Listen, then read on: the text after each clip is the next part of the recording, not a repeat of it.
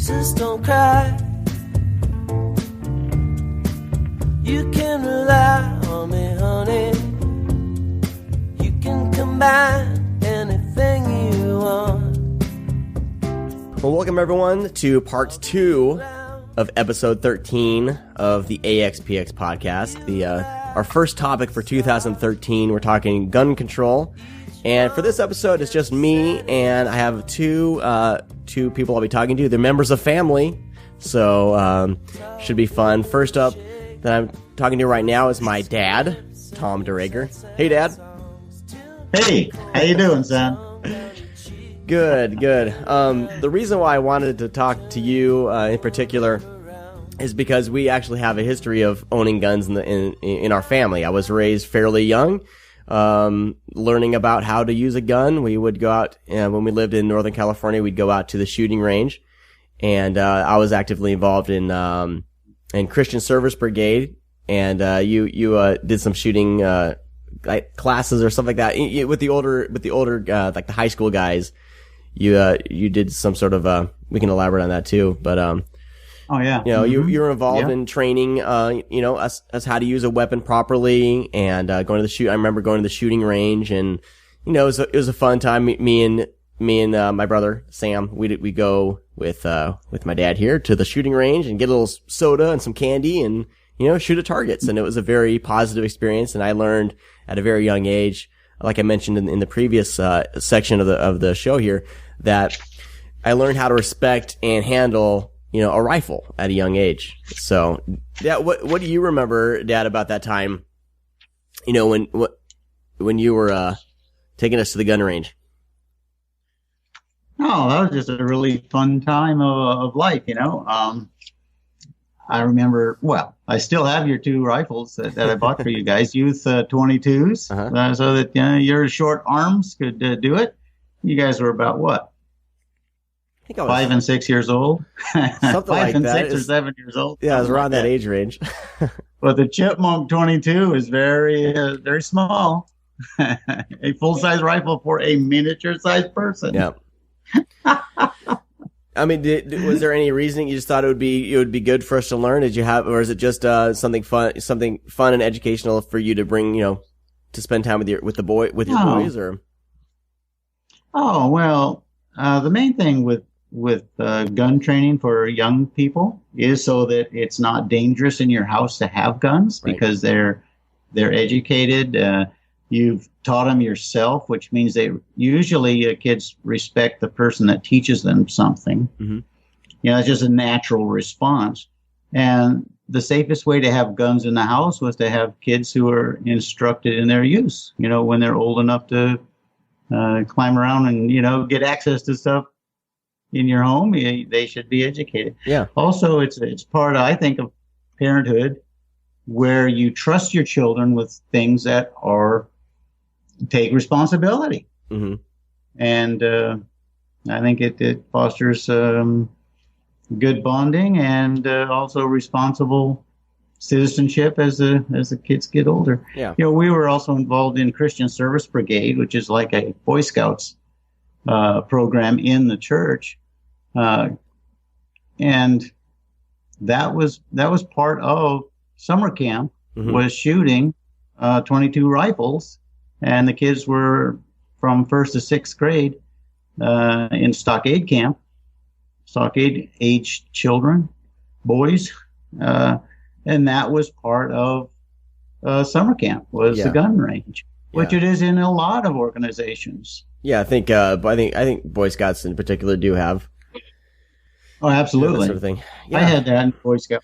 Mm-hmm. So you trained at a young age. You trained us, and I think that was very beneficial. I know some people, I told them what age I was, learned how to use a gun, and some people don't, get a little shocked and I can't believe it. But I tell them that we were instructed properly, and I think it was a very beneficial to my growing up, that I did learn how to operate a weapon at a gun responsibly at a young age. And we learned how to keep the chamber open. You never point the gun at anyone. You point when you are walking with a rifle, chamber's open, no bullets in there.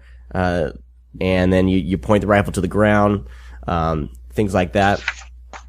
So what in particular, what's your history with guns? Like, did your dad own guns? Was he a gun owner? When did you start, becoming interested in, wanting to own, a handgun or a rifle? I know you're like I mentioned on the previous episode, you were in the trucking business.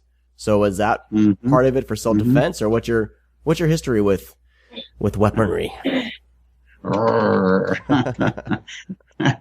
Well, Dad didn't have guns. He wasn't into guns and hunting and all that stuff. My basic history of firearms is that in Boy Scouts we had weapons training, or 22 rifle shooting and 22 rifle skeet shooting. And then in Naval Sea Cadets we had weapons training there too, with the M1 rifle and 45 caliber pistol. And then that was my experience as a youth, basically, on those kind of things. I never had my own personal guns as a young person. And I wasn't really thinking about it too much as an older teenager in high school and stuff. I was involved in sports and things. It wasn't on the forefront of my list of things to do. But what motivated me to get interested in guns is when you and Sam were young, we had an event happen at our house where I was unarmed and felt I should have been armed at that point in time. We lived in the glide path of the Hayward Airport there, and we find out that somebody had thrown a box out of an airplane before they landed. And we think it was drug contraband.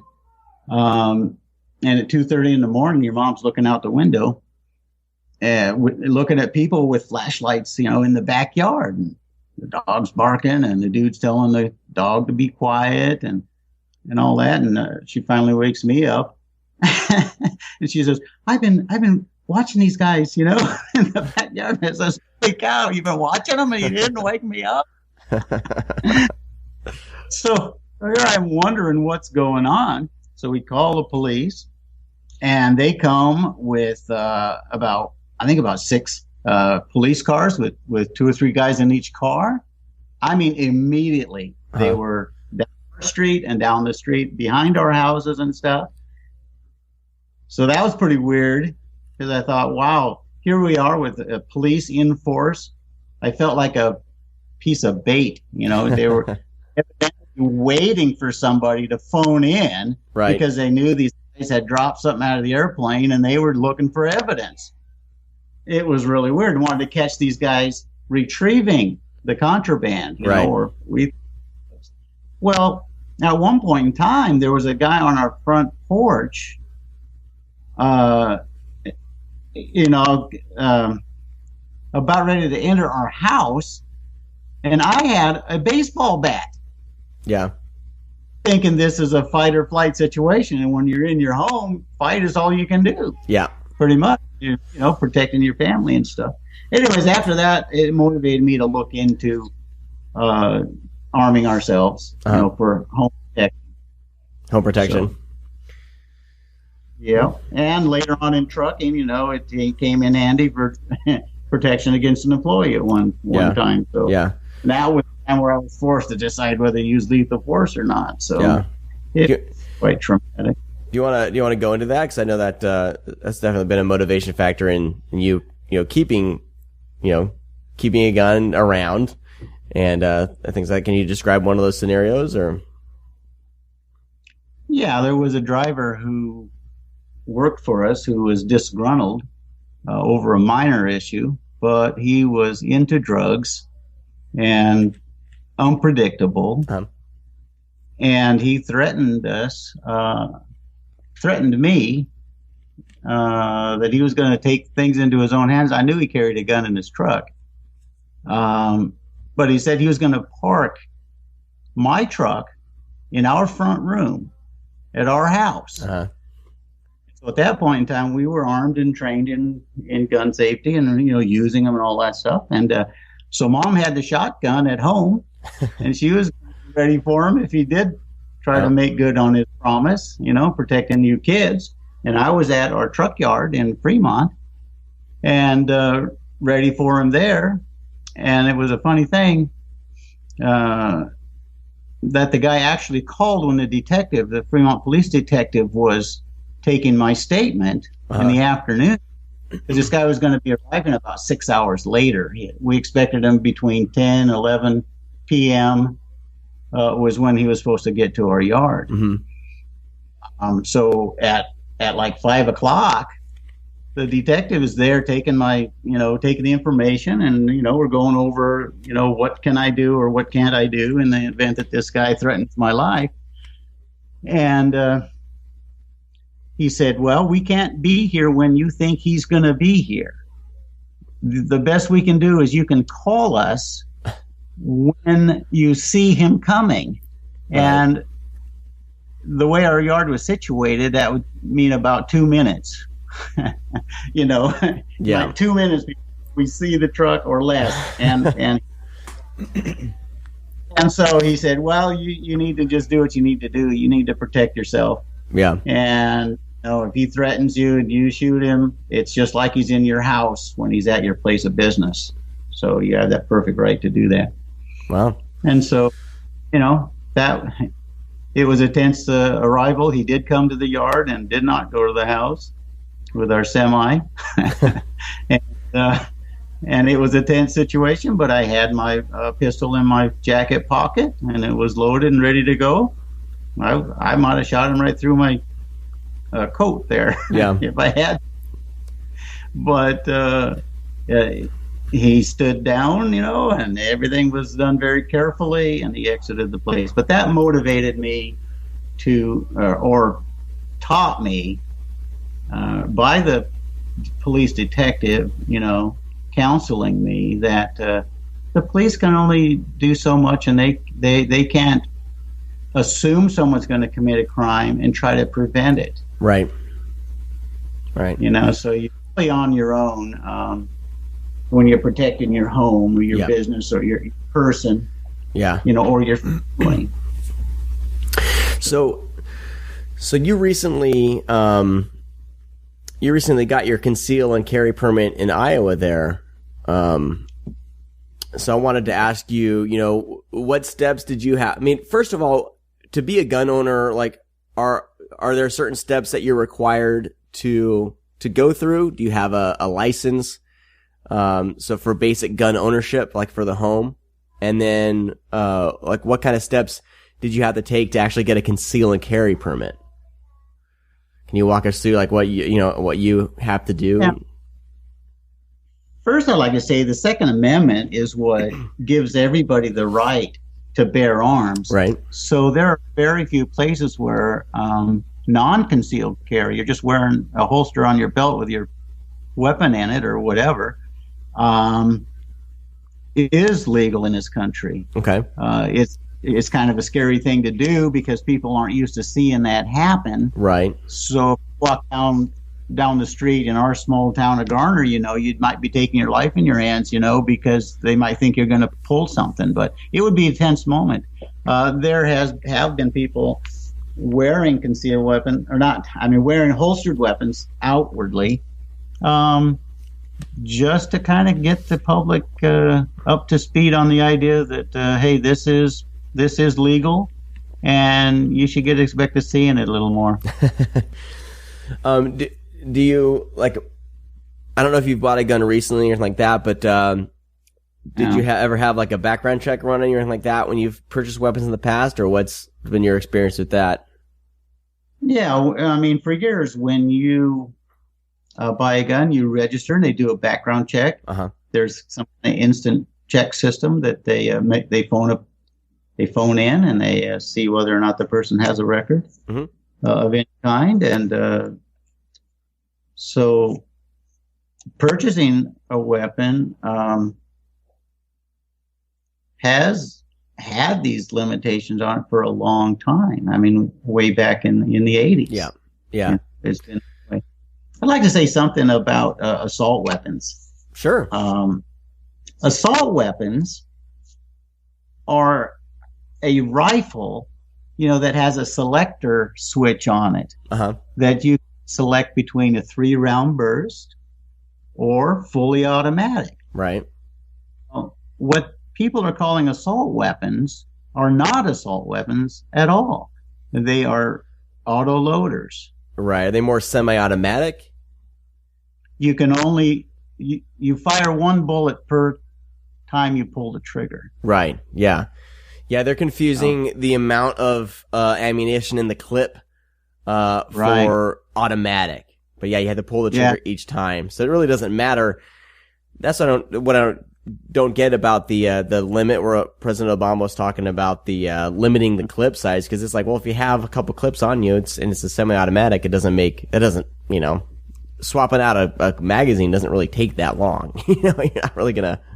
Well, it does if you're shooting against another party. I mean, if you're shooting back, that makes a big difference. Right. And it's important. But the main thing is, assault weapons have been highly regulated since 1934, and people don't realize that. You can do a background check and buy licenses for fully automatic weapons. Right. For machine guns. And those are true assault weapons, where you have a selector switch and you can fire 3-round bursts or go to fully automatic. That's an assault battle weapon. Okay. We have here are all semi or auto loaders, where you have to pull a trigger to fire a round, and some look scary. Yeah. They're stylized after the military styling, so you can add on various accessories and stuff, flashlights and different sight systems and whatnot. But it's still one bullet per, trigger pull. Okay. So what? Because there was a news. There was a news story that I read this morning. There was a shooting in New Mexico. A teenager killed 2 adults and 3 children, and the news story said that there was an assault rifle nearby. But who knows exactly what that is, because someone sees a scary looking gun, they kind of automatically register as an assault rifle. So exactly. Back to the conceal and carry permit. Did you have to get a register and get a permit for that and take courses, or in order to legally conceal and carry, are there steps you need to take in Iowa there, or what did you have to do? Yeah, what motivated me to go ahead and get my concealed carry is I have carried many times, when I was out trucking between 95 and 2005 or so, 94 to, anyway, quite a long time. I've always carried a concealed weapon, not on my person, but in my truck cab, because the thinking is that that's where you live and sleep. Right. And so that is your home. It's your home away from home. So you have a right to defend. Yeah, exactly. And so you have a right to defend your person in your home because you're sleeping there. So I always carried a Second Amendment book, or a booklet that describes the Constitution of the United States. Because the permitting was so complicated, and the states didn't honor one another's concealed carry permits. Right. So there's no reciprocity. Nowadays, there is a lot of reciprocity between the states, so that an Iowa permit is good, in a lot of states. I'll show you this. So you can see it, Sean. Anyway, I know people out there can't see it, but here's a chart that shows all the states an Iowa permit is good in, and it covers most of what people call by territory. Which the chart you showed me was color coded. Which was the blue and which was the red? Yeah, the blue are the states that honor the Iowa permit. Okay, so most states do honor the Iowa permit from this chart here. Right. I'll try to get this chart from you, Dad. Maybe we can post that on the show notes here. Maybe we can scan it in for me or something like that later. But hopefully we'll get this posted so everyone can see that. But that's interesting that there are cross that you can go across state lines, because in the previous podcast we talked about one of our guests, Brad McCarg, who's a freelance journalist. He had a friend who was a gun owner and had quite a bit, of guns, and he moved from one state to another state, and this must have been a state where things didn't go over, because he was trying, I don't know, I can't remember what he said, but it led to him getting arrested because he didn't have the proper permits that were legal. They were all legal in his first state. I think it was of Colorado, home state. But then when he moved, half of those were illegal, so he got arrested. So that's what we were talking about when we were talking about, states and their separate laws. That really is something that should be worked around. Right. So I had a concealed carry permit in the early 90s when I was driving for other people.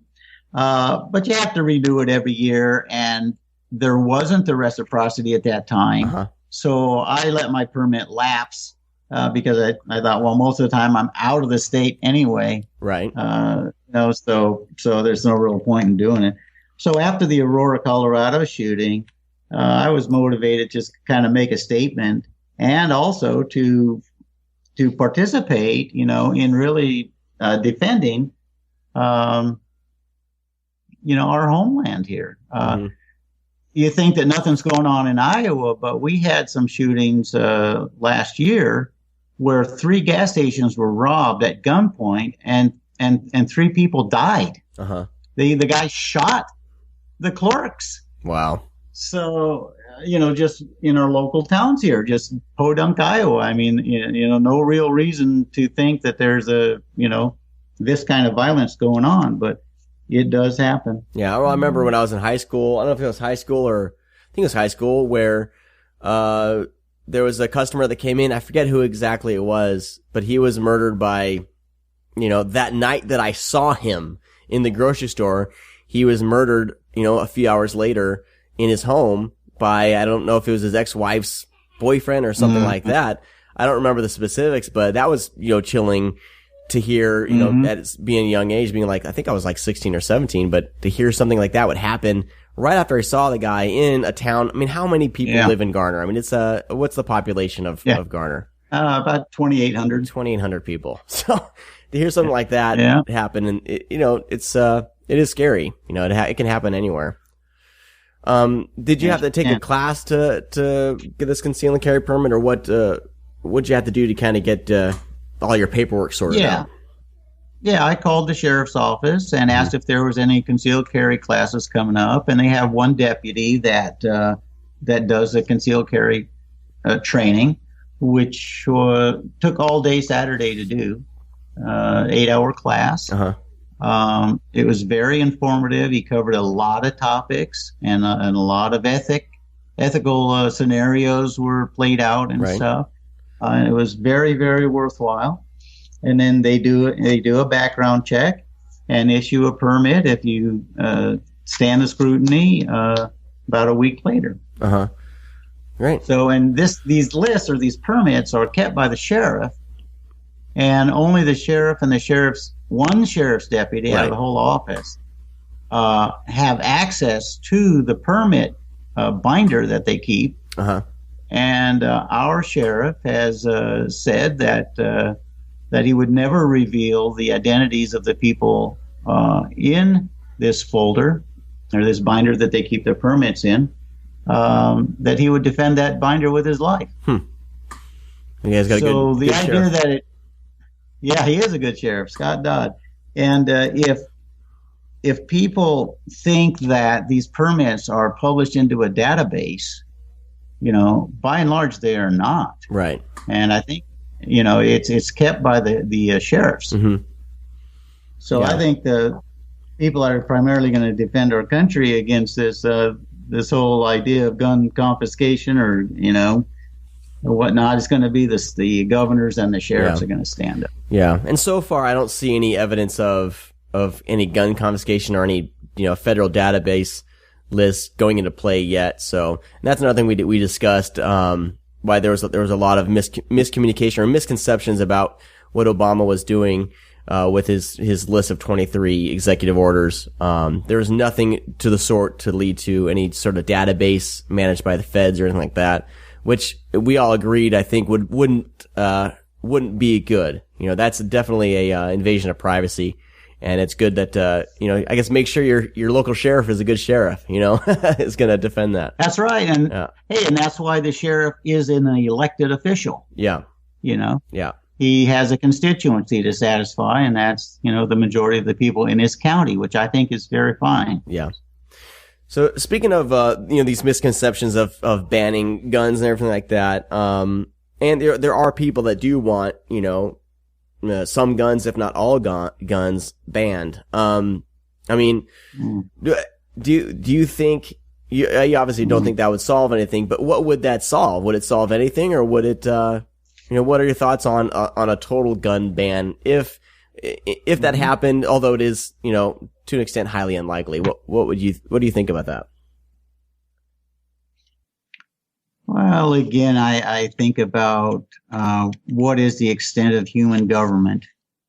The whole idea of being able to defend yourself or your family is really focuses around the family being the smallest denominator of government. And when a person comes into your house, there's what has, through the ancient times, been known as the threshold covenant, which means when you are in my house, I am responsible to protect your life. And so, based on that principle, and other people call it, you know, the castle principle, which means your home is your castle. Similar to a sea captain's responsibility on the open seas, he is the one who's in charge of making sure that justice happens within his responsibility, the people that are in his care. And so the idea of disarming the public would be to totally disregard the responsibility of husbandry in the family on the most basic level. But then you want to move up to your town level, your state level, you know, on up. It's all about being able to defend yourself against attack.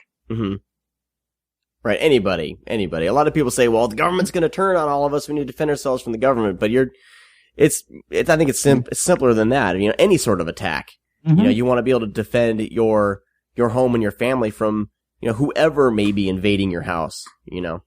I think right, and I think a lot of people just start, you know, getting broad with everything, or they say, well, I need to defend it from, you know, the government is going to come in. But yeah, I think that's also highly unlikely. You know, it's kind of the fringe gun owners and gun enthusiasts think that, you know, they're building up their arsenals, but you want to protect your house from any sort of invader. I think that's probably the best way to explain it.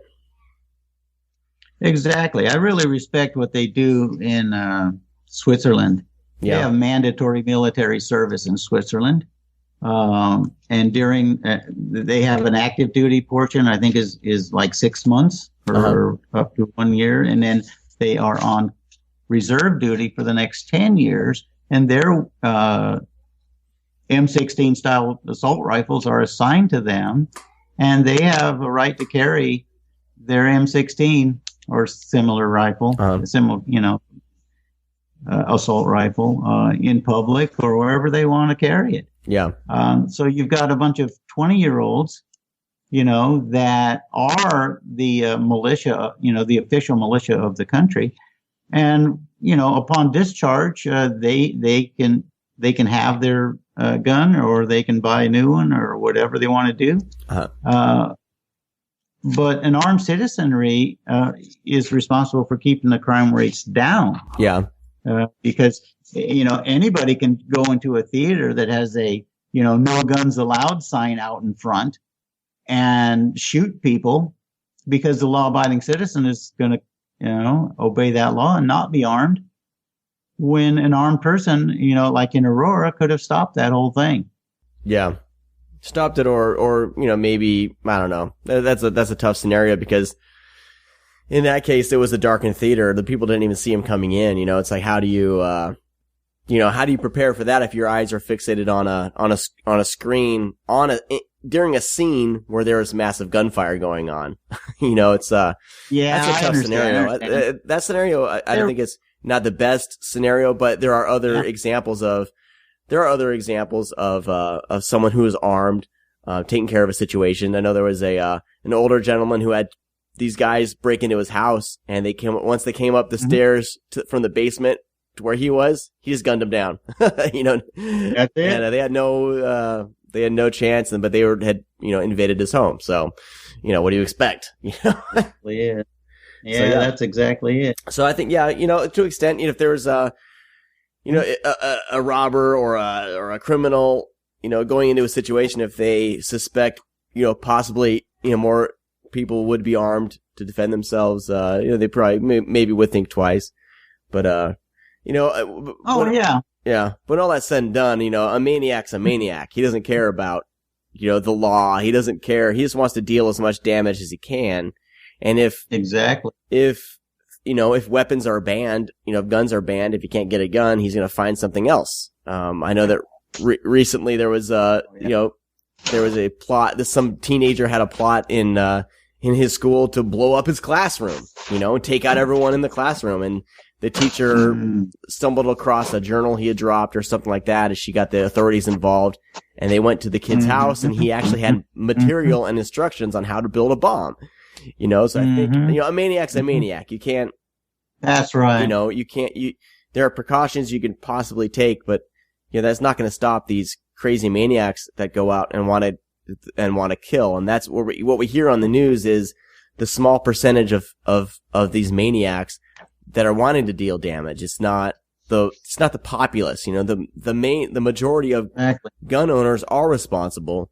And I think they should be making awareness of responsible gun ownership. I don't think the NRA has done a very good job of kind of showcasing responsible gun ownership. They've kind of, I don't know, they maybe need a new PR person because, they've come across as very insensitive to these situations and kind of, gung-ho, guns are, we appreciate guns and you should too. I think they've done a poor job and they've kind of shifted the blame to violent video games and television and movies where, that's an interesting topic. Well, that's an interesting topic. I almost want to do a whole other show on that. Cause my basic thoughts are, violent video games aren't the cause. It's the parents of these children who don't care, who let these kids play these games. I'm a responsible adult. If there's a certain game I want to play, I have a basic sense of right or wrong because I was raised a certain way. I've even played a game and went, you know what? This game's a little bit too violent for me. I don't really like the path that it's going. So I get rid of the game, but a kid, a 10, an 11-year-old, who the parents just buy him whatever he wants because all his friends have a Call of Duty game. I think it's a balance, of course the kid's impressionable. He sees that his parents don't care that he's spending time blowing things away in a game. So, there could be seeds, depending on the kid's mental, makeup, his surroundings, his friends, that could have a seed for that. It may never come to fruition, but I think parents, need to be more responsible, especially I see a lot of parents my age that they just buy their kids whatever they want. And I definitely disagree with that. You need to have, need to have discernment as a parent and raise your kids the right way and never use, media as a babysitter, as 100% babysitter, and always monitor what they're getting into. I guess so. I think there's a balance. The video games aren't the cause, but they can be a tool if used wrongly. If there's no, if the parents just kind of let anything go. I don't know. Yeah, there's a whole study on that. There's a whole topic on that. But let me briefly respond to that. Yeah, sure. What was the name of that place in Arkansas? Was it Jonesboro? The Jonesboro shooting with Klebold? I think so. I don't know if I don't know for sure. Yeah. Anyway, after that came out, there was a guy who did a radio program that was being interviewed, who was a retired colonel from the U.S. military, who was someone who studied and they worked with in the military. That's a topic called killology. Uh-huh. And that is taking your 18, 19-year-old person and making sure that when they get on the battlefield, they will shoot to kill. Because they found out that, you know, by examining the weapons at Gettysburg, for instance, there were many, many rifles that were never fired. Right. And then on through the World War II, there was a lot of the situation where they started near the end of the war, interviewing them afterwards and finding out, you know, who was shooting to kill and who wasn't. Uh-huh. And they had never really put a focus on that in the past because most of the training was done, or all the training was done with round targets, you know, the bullseye targets. Yeah. For practicing how to shoot a weapon, how to become a marksman and all of that stuff. But the whole idea of shooting a human being is you have to cross a threshold in order to do that. Yeah. Exactly. Even myself, when I was, I think about, thinking 28 years old, when I first shot at a silhouette target, you know, it was an emotional experience because at that same time I was deciding whether I would do that, right, you know, with a human being, right? Right. And so this colonel came out and showed that since the military was studying killology in Vietnam, in the Vietnam conflict, they were working on kill ratio, you know, to how many rounds were, you know, fired and how many people died, you know, in the conflict. And they worked on improving that. And it was like they improved it from something like 23% up to about 98% kill ratio. Uh-huh. You know, so, and that was done by showing the target falling. Okay. During Vietnam era, where you'd have a silhouette target, and once it was shot, it would fall backwards. Huh. It would be removed from sight, in other words. And so the video game where you actually see a carnage going on is way beyond what the military did to increase the kill ratio in the Vietnam era. Right.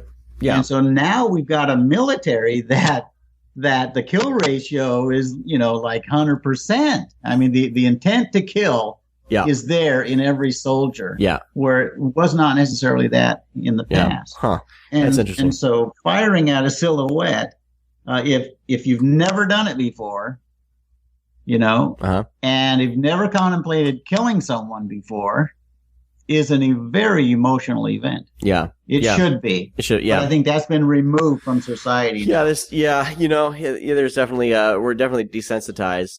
But that's why I say good parenting come in, because if my kids ever come to me, even when they're teenagers, wanting to buy a game that's rated M for mature, they're not mature yet. They're not mature to play a game that, you know, a combat game, you know? Yeah, exactly. Once they're at the age of, you know, 18, they're, you know, an adult. We've raised them the right way. You know, if they have a good sense of right and wrong, I don't have a problem with that. But that's the problem with so many parents are buying 10-year-olds these games that are rated M for mature. And these Call of Duty games are very popular with young kids, but they're all rated M, you know? These parents are buying it. The parents are contributing to their kids. Absolutely. Being used to shooting, you know, go for the headshot, you know? So, but, exactly. You know, but me as an adult, I can play those games and, you know, I'm not going to go out and want to shoot a whole bunch of, you know, things, but I think there, there is a combination, on both sides that I think that's the problem though. Whenever everyone gets in these discussions, you're either on the right or you're on the left. Either get rid of all video games, they're all bad, or, you know, the video games aren't the problem. But I think a lot of people need to start meeting in the middle and having conversations on, you know, and studies like this are very interesting. So, well, the whole killology thing is a very interesting subject. Yeah. Well, I want to get on one last topic here. Then we gotta call it a day for this discussion because I need to move on the second half of the show. But I wanted to discuss. You have more of a libertarian view of things right now, and I know in our last podcast in the last part of this episode we talked about giving gun rights or gun legislation over to the states. Where the state would either say, like, the federal government is not involved at all, and where each state would have their gun laws. We came to the conclusion that's possibly could be kind of messy, like what we talked about earlier about carrying a gun over state lines. What's the libertarian point of view as far as that goes? Can you detail that out? 'Cause I think we were maybe a little bit confused, or we're just not, we haven't discussed it enough. How would gun control, under like a libertarian mindset be? How would they divvy that up with the states? Can you elaborate on? Yeah, that's a good one. That's a good one. It's a bit tough. That's a good question, Sean. That's the $1 million question, right? Yeah.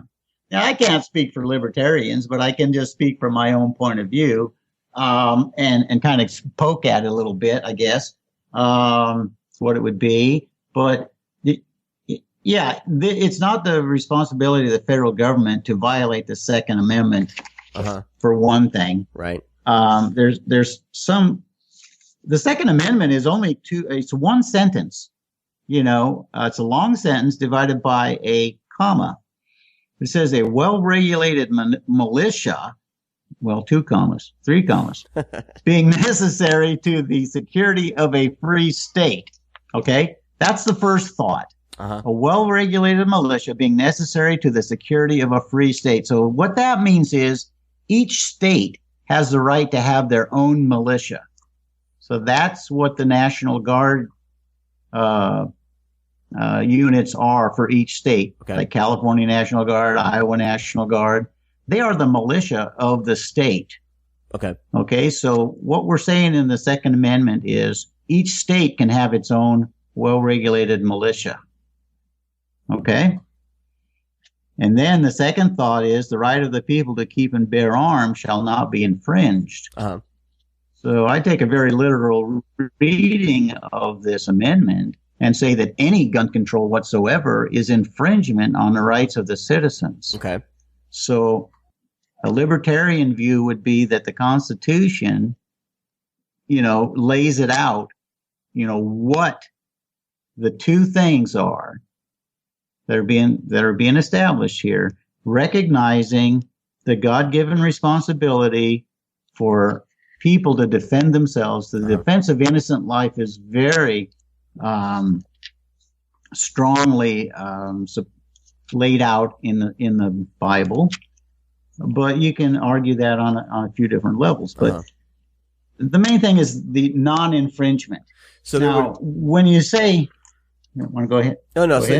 So basically, there wouldn't be separate laws for each state. Every state would abide by the Second Amendment, and that's basically your quote unquote gun control right there, right? Is that basically what we're saying? Are we overcomplicating by thinking each state would have its separate laws?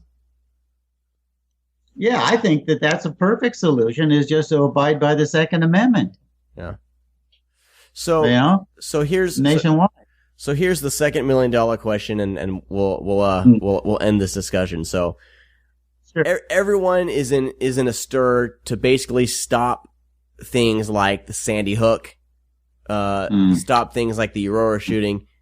Is there a solution? It's not. Oh yeah. Is there a solution as easy as?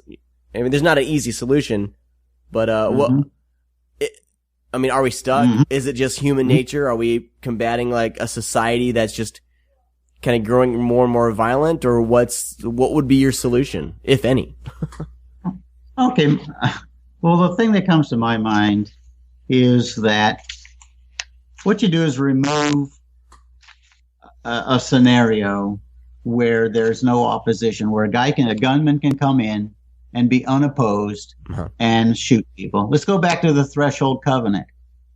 When people come to my house, it's my responsibility to protect their person. If some thugs or whatever come up to my door, it's my responsibility to defend the people in my home.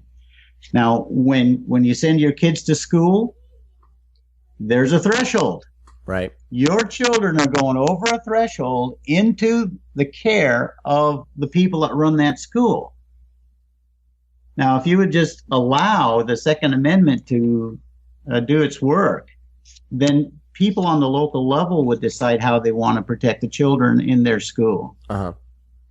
And I'm sure that if the parents were free to have their will known in a school, and they would come to a conclusion, in their PTA meetings, if they were totally free to come to their own conclusions. Now, I believe that there'd be plenty of people that would be willing to defend the students in the school. School employees that would just do it as citizens. Right. No cost. Yeah. Okay. Well, I think this has been a very informative discussion, Dad. I thank you for your time. I know this is one of these subjects that we can lose track of time and really dive into stuff. So I'm sure that my hope is with these two podcasts here that everyone kind of gets to hear a piece of an opinion, and hopefully we all can understand other opinions and things like that. And that's the whole goal of it. So thank you for talking. All right. Let's see. We're going to take a break here. And up next, we'll be talking with my uncle, Uncle Dave. So stay tuned for that. All right. So now we're into our second half of the show here. And I have my Uncle Dave on the line here, and we're going to chat a little more gun control. And I'm sure after these two episodes, everyone's going to be sick of the subject. No, or at least have a better understanding of where people stand and all that. So, Uncle Dave, thanks for chatting with me today. Oh, you're welcome. In regards to gun control, or guns. And it's funny because today, like, I've been looking at the news and there's been like a slew of just crazy headlines today. So I think we're going to start there. Okay. The first one, and actually I think you posted on your Facebook, was that 5 people so far have been hurt in accidental shootings at gun shows. I think in Ohio, Indiana, and North Carolina. And what's humorous to me about this and what's ironic is it's, they're touting it as kind of gun appreciation weekend. And it seems like there's a lot of they're all accidental, but I feel like maybe it's all the, I don't know, just uneducated people in regards to guns or what's happening. They're bringing guns in that are loaded. What are your thoughts on this story here? This one that you posted here. Well, as I stated there, I think it's fairly amazing that these folks attend these gun shows, and of course they are not subject to background checks or anything. But that's probably beside the point. But here are people fooling with these what I call them weapons of mass destruction, and they can't even control them where their own bodily health is involved. They're right. They're coming in here. Obviously, they're loaded. They're either they don't know how to unload them or what. But I think it's sad, and I do think that it speaks to the subject quite sadly. Yeah. Well, that's why these types of stories kind of strike me because as I spoke with my dad earlier today. I was raised, when you're carrying a gun around, you keep that sucker unloaded. Like, especially if it's a rifle or a shotgun, something like that, you make sure the chamber's clear. Safety, I was taught, safety above all in regards to, transporting a weapon if you have it in a bag. Cause I know one of these, in the Dixie Gun and Knife Show in Raleigh, a 12 gauge shotgun discharge, as his owner was just unzipping the case. Yeah. So, why they're transporting these or walking around with loaded weapons, that obviously aren't, I don't know if they're holstered or what. It's obviously the safety is not on everyone's mind here for some reason. And that just strikes me as really shocking. Yeah. It's amazing, to think that these folks feel confident enough to be carrying these guns around and so forth. And yet these kinds of things happen. Yeah. And the guy with the shotgun, he's lucky nobody got killed. Yeah, exactly. Yeah. With all these, You're lucky no one got killed. So the next one, there are a couple more here, and then I'm going to kind of backtrack, and we'll talk about the topic a bit more here. But this other one that I saw, a man created a working AR-15 with a 3D printer, which is crazy, and that kind of moves this conversation on a whole other level. You know, if somebody has access, 3D printers are being touted as kind of the next thing to have in the home. And I'll post all these stories in the show notes, of course. But this guy had been testing. He tested I think a 22 pistol before, and it got up to 200 rounds. Successfully fired 200 rounds before breaking, and then now he's successfully tested a full functioning AR-15 rifle, which I'm looking at the news story. I'm not 100% sure if those are automatic or semi-automatic, but the fact that you're able to print a gun is obviously kind of a little bit scary, even to someone who, like me, who doesn't really have a problem with gun ownership. It's kind of scary that just anybody now can, if they have the right software and the right, hardware, they can make their own weapon in their home. Have you heard about any of that stuff at all, or what are your? No, I really haven't, and sounds like it's maybe beyond my understanding of what that really means. Yeah. I mean, I guess if you have the, I'm not really sure how 100% how a 3D printer works. I've seen them used in like movie special effects where they've, kind of made, they kind of press fake weapons and stuff like that. They use 3D printers and they make them out of fiberglass or stuff like that. But, this is actually, I'm not sure how they work, but he's actually able to print a fully, a metal, weapon. So, gosh, that's amazing. So, so given the technology and the wherewithal, from a manufacturing standpoint, you can just go and make your own gun, huh? Yeah, it's really, it's a whole new level. You know what I mean? That's exciting. It's a whole new level. So, and then finally today, this is in your neck of the woods. It was discovered that 5 people were shot in their homes overnight, and it was 2 adults and 3 children in New Mexico, in Albuquerque. Yeah. And with an AR-15. Yeah. We see that a lot here. It's really quite amazing that the amount of gunfire that goes on in Albuquerque. Huh. And we even have it here, of course, up here in Santa Fe too. But the Justice Department had come in and has been investigating the police department, in fact, for the amount of killings that they've, had with their own forces. So it's amazing. Now, you do have an area here. New Mexico is a very, fairly poor state, and so you have a lot of folks here who have a lot of problems. I mean, there's a lot of Indian reservations and so forth, but the amount of poverty, I think, really contributes to the level of violence that maybe comes out, and it's probably half expected. Well, let's move into. I got a few trying to go through some discussion questions here, but I mean, we'll kind of go back and kind of start at the top with you and your personal experience with firearms. Do you have? I know that Grandpa Dreger wasn't a gun owner. Do you have any personal experience with guns yourself, or have you always just kind of stayed away from them and No, I've had a little bit. When I was in high school, and I've got involved with some folks who had guns, and it sounded pretty sexy. You know?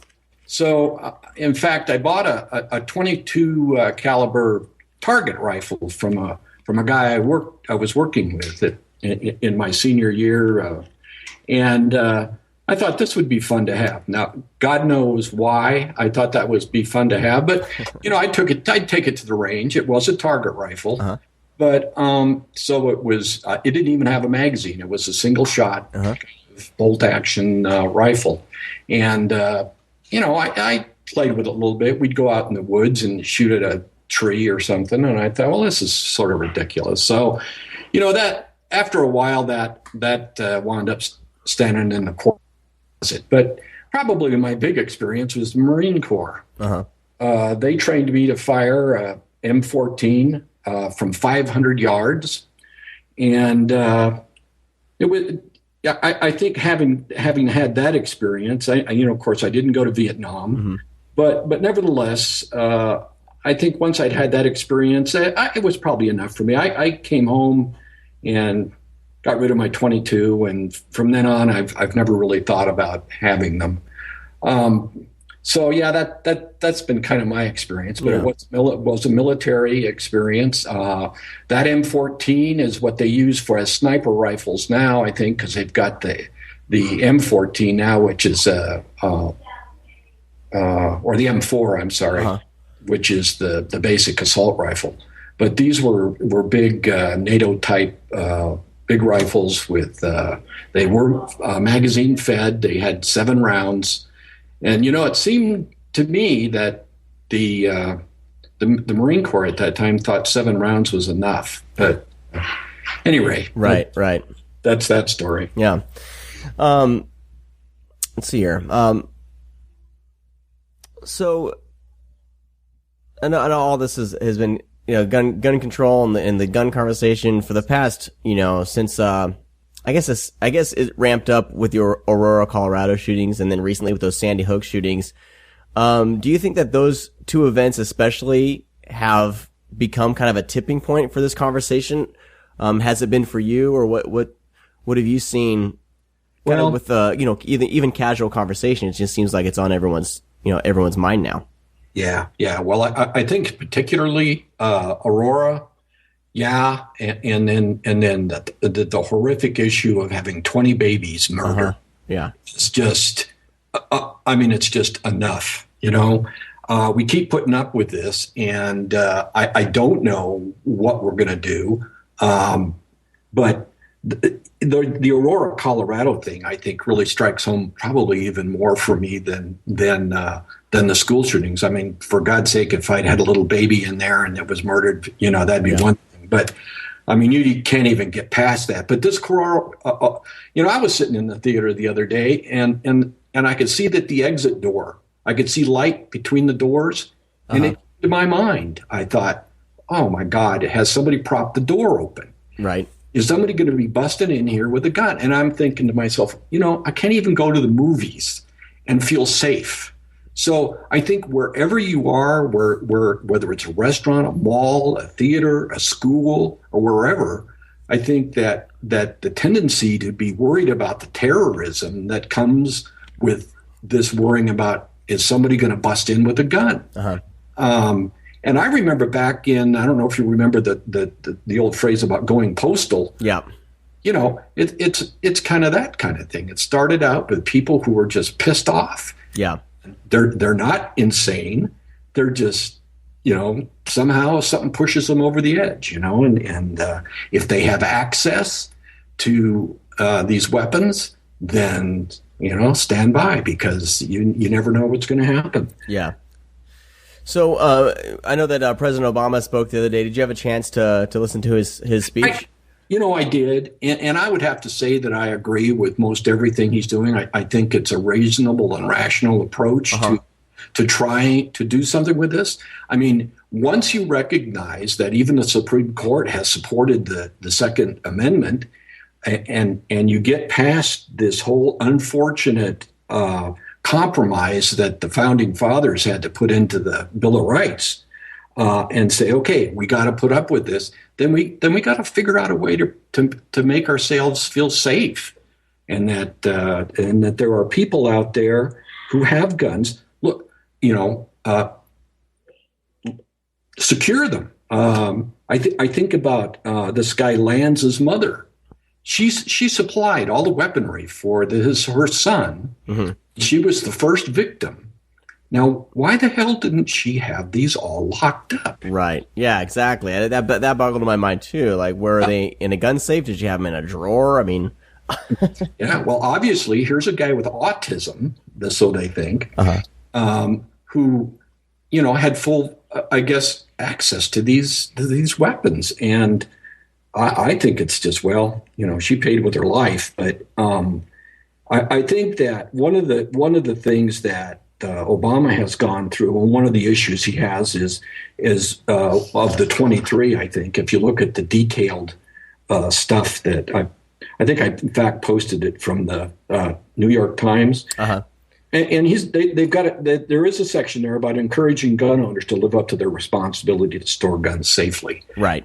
And I think that's good, but I think they should go a step further. I think there should be liability. I think there should be personal responsibility for gun owners who allow their guns to wind up being misused in some kind of fashion, whether it's a murder or robbery or whatever. Right.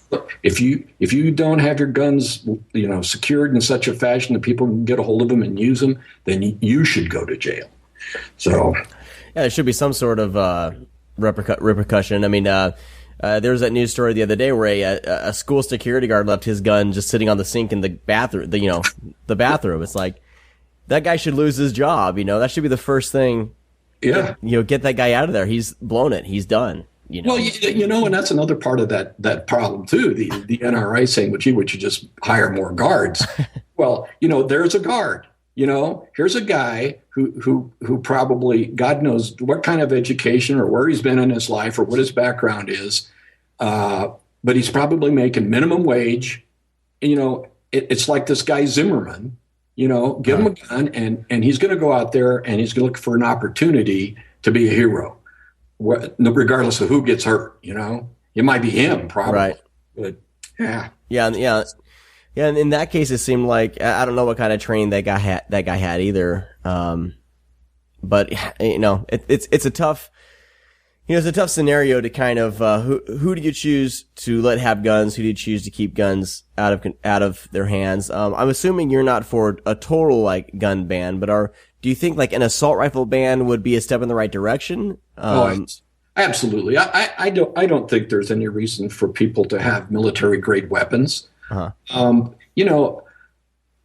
If you go back to the Second Amendment, and I said before that it's kind of an unfortunate compromise, as I understand it anyway, from a little reading I've done, that basically the founding fathers included this in there because there were too many of the states who, on the one hand, didn't want to pay for a standing army, and on the other, were afraid of the power of a standing army in the hands of the Federalists. So you had the Federalists versus the anti-Federalists, Uh-huh. And so to get them to come along and be a part of this nation, they said, well, we'll put this little thing in there. It can't hurt anybody, Gee, all we have is flintlock loaders and single shot guns and swords and things like that. But it's so sadly outdated, and you have to figure the founding fathers were doing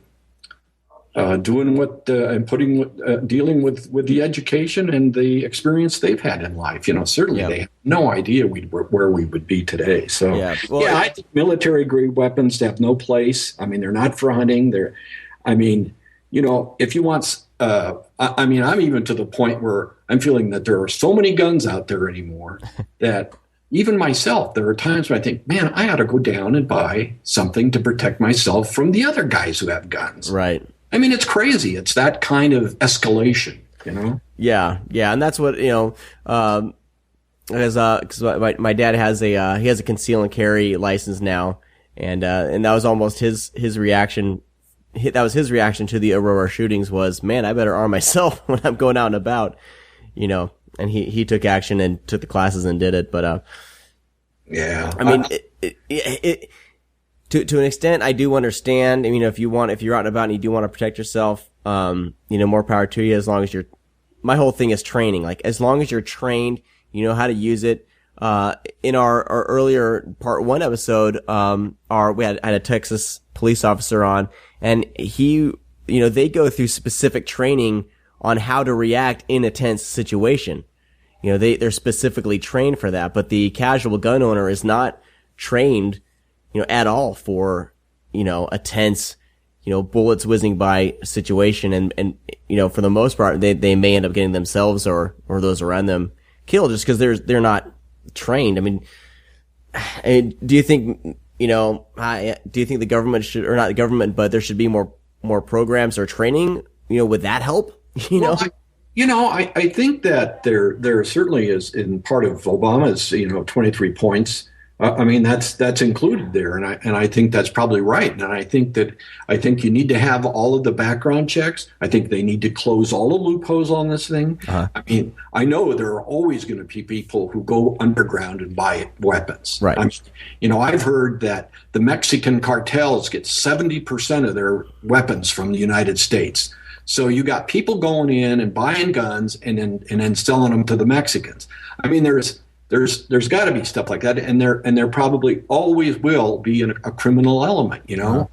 But the idea that the rest of us as law-abiding citizens should be opposed to a background check, a waiting period, a requirement for training. Mm-hmm. I mean, for Pete's sake, I went out, and decided I wanted to drive a car, Mm-hmm. Did I just go out and drive the car? No, I had to have driver's ed. I had to have a car that was registered. It has to have insurance, and I have to know how to pass a driving test, right. Before I operate that. I mean, to me, it really isn't any different. I mean, except that the gun obviously is for, aside from shooting at paper targets and some deer, I mean, there shouldn't be any other purpose for them. Right. Yeah. Yeah. I mean, yeah. In the ideal world, you would need a firearm to protect yourself or your home. That's right. I mean, and I think the folks like the British, they have a culture there that doesn't question, that they don't have guns. Uh-huh. And as a result, they don't have 30,000 incidents a year. Yeah. It seems like the kind of like with the NRA and the NRA, they continually insert their foot in their mouths. They really don't help. It's fascinating that they have a platform to actually do some good and awareness, but they keep kind of shoving their foot in their mouth by being more combative than anything. Do you think it's just a small percentage just screaming loudly that they want to keep their guns, or is...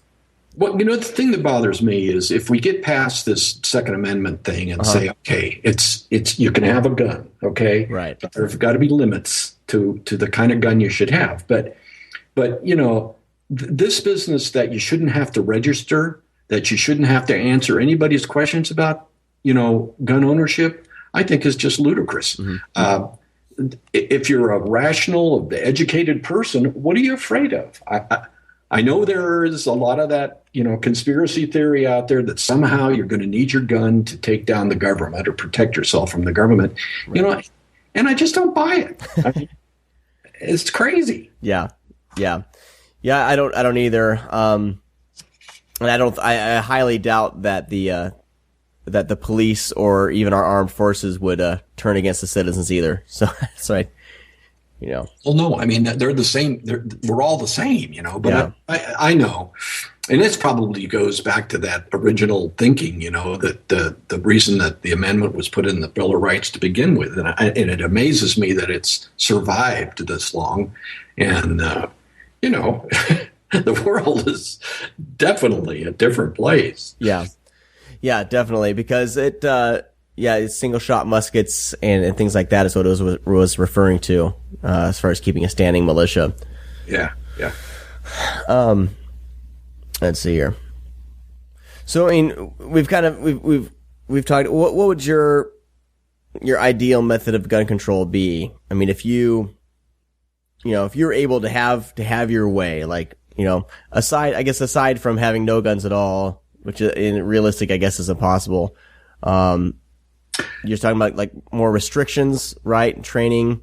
Well, yeah, I think everything that's been said. I think the one thing that I would really look.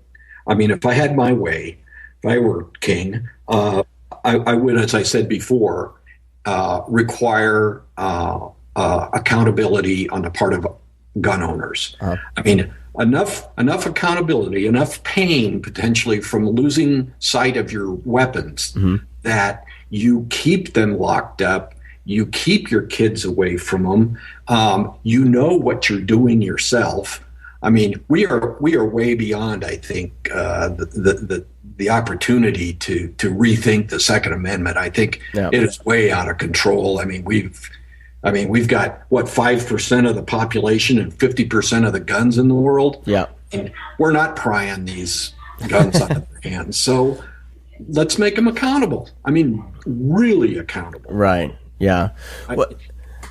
Yeah. What do you think that mindset is that I'm going for the Second Amendment and I'm going to own a gun just because I can, and I'm going to own as many guns as I want. I mean, is that a specific personality? Like, what's? Yeah. I think it is. I don't know. I don't know what the psychology is involved with folks who like to collect guns. Mm-hmm. But we've all seen it. There are personality types out there that I don't know. Maybe it's like a guy who has a real hot car. Maybe it's a kind of a macho thing. There's a lot of people who get a lot of enjoyment out of that. Recoil that comes off that weapon. And again, there is the sport of it. I mean, I certainly have good friends who own weapons, and I've been skeet shooting with friend and with shotguns. And I mean, I guess it's like a lot of things. A lot of people love fishing. I don't care about fishing, So, but I do think there is a mindset there, and then somehow those folks are being preyed upon by the propaganda that you find on these websites, like the NRA, the Birch Society. There's a lot of these places where somehow they've convinced people that if they don't have guns, somebody's going to come and get them. Right. And I don't understand the paranoia. Yeah, neither do I. And I think that's the consensus of the first half of the show as well. It's funny because you hear all the stuff from all these people just complaining about an assault rifle ban, which, wasn't even in an executive order. It's still up to Congress. That's all over Facebook. Everyone's screaming. It seems like this small percentage of people is also the loudest. And, it's like I got three little kids, and, one of them wants something and I'm not letting them have it, so they throw a fit. That's going on with guns. And, it's funny because when I've been trying to bring people together for the show, everyone I talked to was very, had common sense. No one was, too far right, too far left. So it seems like the vast majority of the population is level-headed about gun ownership and responsibility. But you have these small percentage of people that are also the loudest that are just making up a stink, with this conversation. So it's been refreshing. Yeah. This conversation I've had for the show has been really refreshing. And I hope that encourages other people to just sit and listen, to one another. And yeah, well, I think both sides have to come together. The guys on the far right who are saying, you're going to pry my gun out of my dead hands, versus the guys on the other side who say, we have to repeal the Second Amendment. My first reaction to some of these things is that's exactly what should happen. But, we need to be practical. I mean, it's just not going to happen. And I think everybody needs to kind of come together and agree on some middle ground like we do with everything else. Mm-hmm. I mean, that's obviously what the founding fathers did in the first place. To get everybody on board with the Constitution, they had to satisfy some folks and put this in there. And it was for a regulated militia. That was in lieu of a standing army. Mm-hmm. And yet, that I agree with you. I mean, that's what we need to do is everybody needs to calm down and, do what's rational here. I mean, we want to protect our children. We want to protect each other. You don't want to have to go out and feel this overarching feeling of some terrorism. Yeah. And this fear of anybody else walking around with a gun. Yeah. Is not unlike the fear that we had probably after 9/11, and we were worried about what's the next terrorist thing? Yeah. Well, this is terrorism. Yeah. Have you seen any this kind of like, paranoia with as far as stepping outside your door by being safe? Have you seen anything like it when you were younger and like that, or is this kind of new for you? The gun thing? Yeah, like like you said about going to a theater. Like I felt the same way sitting down in the theater. It's like I don't look forward to going to a movie as much anymore because there's like in the back of your mind, Yeah. Yeah. Well, it used to be like what you worried about a backpack laying around someplace. Yeah. It's the same thing. And, well, there have been, of course, growing up, there was the Cold War. I mean, and in the 50s, there was Joe McCarthy who, of course, I was just a kid, but he was running around accusing everybody of being a communist. Mm-hmm. And in a lot of ways, it's a lot of the same thing. You're afraid to say anything because somebody might think that, what you're saying is appropriate and therefore you're a traitor or, so there's that kind of thing too, where, well, you're not a patriot if you're not for guns, and right. I think we just need to get over it, Yeah. Yeah. So it seems like every generation has its moments, and this just seems to be, right now, this is one of those moments that we need to, come together and actually discuss instead of talking over each other. Yeah. Well, there's a lot of nastiness out there. I go on the websites and you look at if you just look at the comments that were made, against the president's suggestions, and there's just some really nasty crap. Yeah. And you think, man, these people are talking. I mean, that's the other part. We've become just so used to being rude, and maybe that's a part of it. That we just don't know how to be civil. Well, yeah, there's the social media, so anyone can spout off their what normally they would probably be keeping to themselves. They have a platform to just spout anything out, that they want during that moment. So yeah, that's true. Yeah, it's interesting. All right, well, Uncle Dave, thank you so much for talking to me about this. I've been wanting to talk to you about this for quite some time, and finally had a kind of a platform, an excuse. It's good. I'm glad to do it. Yeah, an excuse to chat with you. It's good to hear you. Yeah. Well, that's going to do it for this two-part episode about gun control. I want to thank all of you for listening, and have civil conversations, I guess, is what you can come away from these two episodes. Is if you just sit down and talk with someone who may have a different opinion, if you just listen to each other, you may actually agree on stuff. So. Again, the AxPx podcast is brought to you by Charming Beard Coffee. Go to charmingbeard.com and buy a bag of coffee. Insert the code AxPx into your checkout, and you'll get a 10% discount. I'll be talking to all of you again very soon. Joey and I will be back next week. Hopefully, we'll be. We're going to try to actually broadcast a lecture by Bart D. Ehrman about the King James Bible.